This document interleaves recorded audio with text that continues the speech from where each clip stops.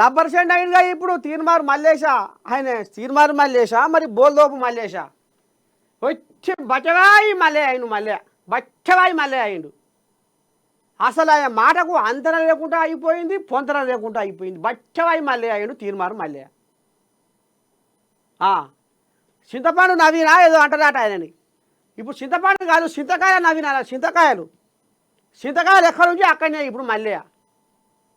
ఒవ్వ బుడ్డ పొరగాలు కూడా అసలు కిందంగా నవ్వాలన్నా మీదంగా నవ్వాలన్నా అర్థమవుతలేదు అట నుండా నిన్న అలా తెలంగాణ జనాలకు. ఇక ఇప్పుడు ఈ కోళ్ళగా ఇప్పుడు ఈయన బీసీలకు మేము సంపూర్ణమైన మద్దతు ఇస్తా అన్న కోళ్ళగా హరీష్ రావు భాగవతం ఏందో విన్నారు.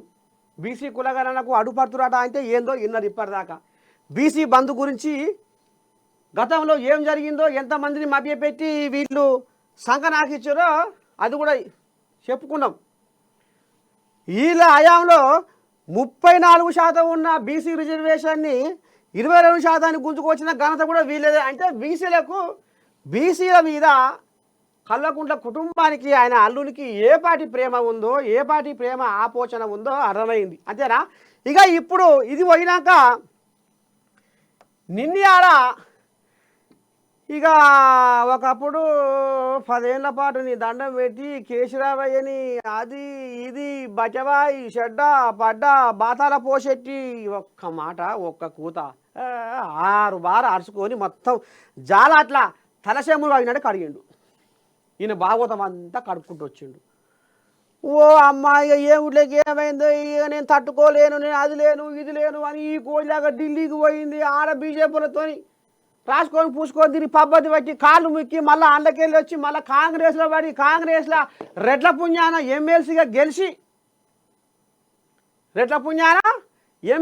గెలిచి ఈయన ఫస్ట్ ఎమ్మెల్సీగా నామినేషన్ వేసినప్పుడు కూడా రెడ్లే 10వ పరకో ఇస్తే అయ్యే చిన్న పోగు చేసుకుండు. ఏది ఈయన గతంలో ఒక ఛానల్లో పనిచేసేటప్పుడు ఈ కోడిలాగా ఎమ్మెల్సీగా పోటీ చేస్తే అప్పుడు ఓడిపోయాయి కదా, జాడించి తంతే ఆడబడిపోయి అప్పుడు ఈ రెడ్లను ఇగో ఈ రెడ్డికి దండం పెడితే ఈ రెడ్డి 10 రూపాయలు, ఆ రెడ్డికో దండం పెడితే ఆ రెడ్డి 10 రూపాయలు ఇక ఇస్తే అవి తమాష మూల్యం మూట కట్టుకొని షెడ్డో పడ్డో సంసారాన్ని నడిపించుకుంటా కొద్ది గొప్ప ఊడకేసుకుండు. ఇక అయ్యో మొత్తానికి వీళ్ళు వాళ్ళు ఇక ఈ మీరు ఒక షాయ పశలు అనుకోరి, ఇవాళ షాయ తాగలేదు అనుకోరి అని జనాలకు పద్ధతి పడితే